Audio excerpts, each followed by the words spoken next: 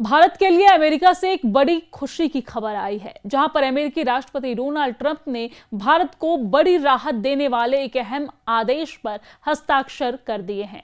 और इस आदेश के तहत भारत पर लगाए गए 25% टैरिफ को हटाने का औपचारिक ऐलान भी कर दिया गया है।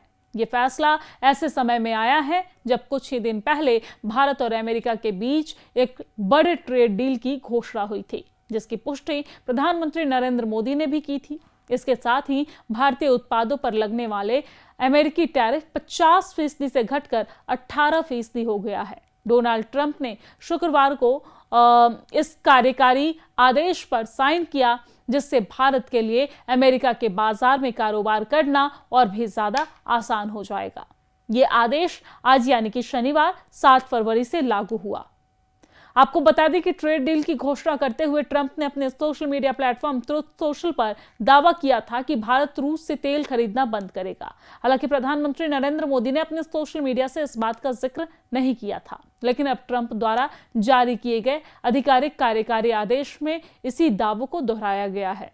कार्यकारी आदेश में कहा गया है कि भारत ने रूस से प्रत्यक्ष या अप्रत्यक्ष रूप से तेल आयात बंद करने की प्रतिबद्धता जताई है और अमेरिका से ऊर्जा उत्पाद खरीदने पर सहमति दी गई है।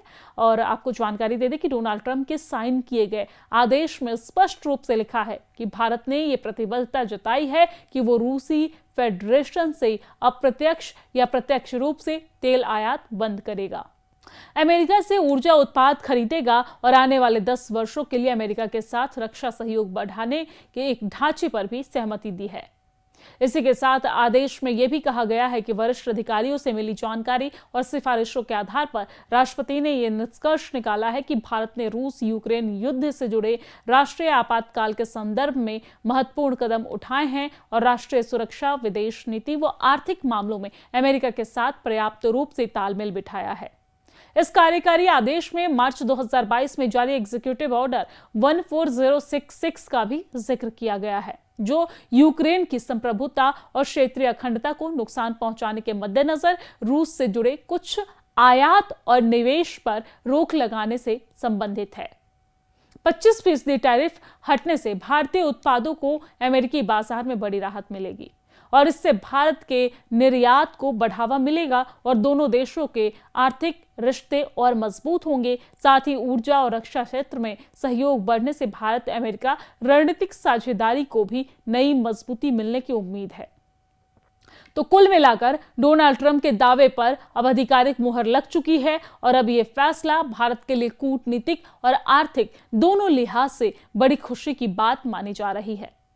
भारत और अमेरिका के बीच ट्रेड डील के बाद दोनों देशों ने आर्थिक और सामरिक मोर्चे पर साथ मिलकर काम करने की बात कही है और अब दोनों देशों ने डील के टर्म्स को सार्वजनिक कर दिया है। खास बात यह है कि इसमें डेयरी का उल्लेख नहीं है और इसका मतलब यह हुआ कि भारत डेयरी को इस ट्रेड डील से बाहर रखने में कामयाब रहा है।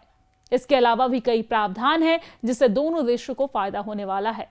अंतरिम समझौते के लिए एक ढांचा तैयार कर दिया गया है और ये स्ट्रक्चर 13 फरवरी 2025 को राष्ट्रपति डोनाल्ड ट्रंप और प्रधानमंत्री नरेंद्र मोदी द्वारा शुरू की गई व्यापक अमेरिका भारत द्विपक्षीय व्यापार समझौता वार्ताओं के प्रति दोनों देशों की प्रतिबद्धता की पुष्टि करता है। इसमें आंतरिक बाजार पहुंच की बातें शामिल होंगी और अधिक मजबूत सप्लाई चेन को सपोर्ट मिलेगा। अमेरिका और भारत के बीच यह अंतरिम समझौता दोनों देशों की साझेदारी में एक ऐतिहासिक मील का पत्थर होगा, जो आपसी हितों और ठोस परिणामों पर आधारित पारस्परिक और संतुलित व्यापार के प्रति साझा कमिटमेंट को दर्शाएगा।